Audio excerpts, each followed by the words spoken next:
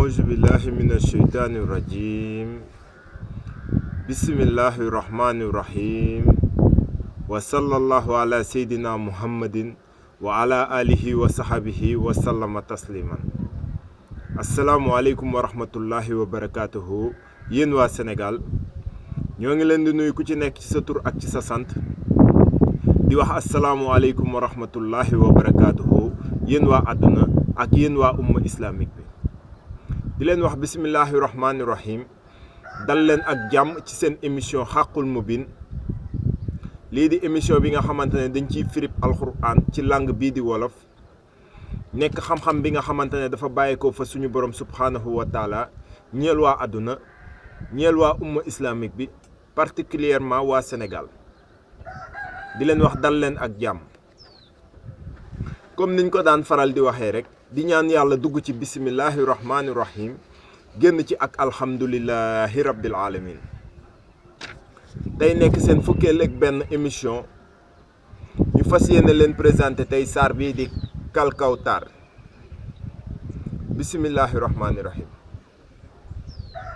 mu ne Kalkawtar ñu ne ko luy loolu mu ne kal menn dafa mel ne dañ ko dafa kal kaw waa kaw ñan lay wax waa Europe lay wax ñi nga xamante ne ñoo nekk ci kaw waa kaw taar nee na daf leen kale lii di taar. képp koo gis ca kaw rek mu am taar rek yàlla may ko xéwal rek matériel lu bien àdduna yi rek bokk na ci ñi yàlla di waxal. nee na moom moo leen kale lii di taar. mu ne bismillahi rahmaani rahim ñu ne ko luy loolu mu ne la bisi dina ñëw mii man laahi dinaa waxi. mu ne rahmaani ñu ne ko luy loolu mu ne ki nga xamante ne dafa rax moom moo ni. ñu ne ko loo wax mu ne la rahimi. nee na rabbi samawati wa ma fil ardi lépp loo gis ci kaw suuf moom mooy ki ko def. yàlla nee na fii kenn amul kàttanu def fi dara mbaa wax fi dara mbaa jëf fi dara ku dul moom suñu borom subhanahu wa taala ndax këram ngeen ne. mu ne inna artaynaakal kawtar ñu ne ko luy loolu mu ne la indi naa ñu ne ko loo indi mu ne la arkaay nga ñëw mu ne la tey naa ñu ne ko loo tey mu ne maa kal waa kawtar waa kaw maa leen kalee lii di taar.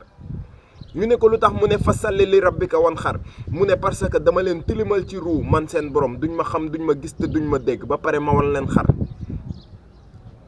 ñu ne ko lu tax mu ne inna sha nii aka wal ëbëtër rek seytaane nee na indi na sha seytaane nii mu ne ñii nii aka la ñuy dëkkee rek nii la ñuy doxee di dem rek wal ëbëtër ba keroog ñu leen di tër te képp ka nga xamante ne wan nañ la xar moom sëñ bi vraiment ñu tër la man gisatuma lenn lu dul jël paaka rendi rek mooy que ne li nga xamante ne suñu borom wax na ko ci ñoom abadan daay man du deñ noonu nga xamante ne noonu la ñuy dëkkee ci réeree kook ñàkk koo xam ñàkk kook jaamu ak di toroxal lislaam ak di ko suufeel ak di ko tuuteel noonu la ñuy dëkkee duñ ci mës a deñ. loolu mooy li nga xamante ne moom lañ leen yàqal mu bàyyee ko fa suñu borom subhanahu wa taala. lii moo nekkoon li nga xamante ne tey moom lañ leen indiloon ci seen numéro xaqul mubin. nekk xam-xam gi nga xamante ne vraiment doy na waar yéeme na trop ba tax na ñu ngi leen di jox daje incha allah ci seen beneen numéro lii di xaqul mubin di wax asalaamualeykum wa rahmatullahi wa barakaatuhu.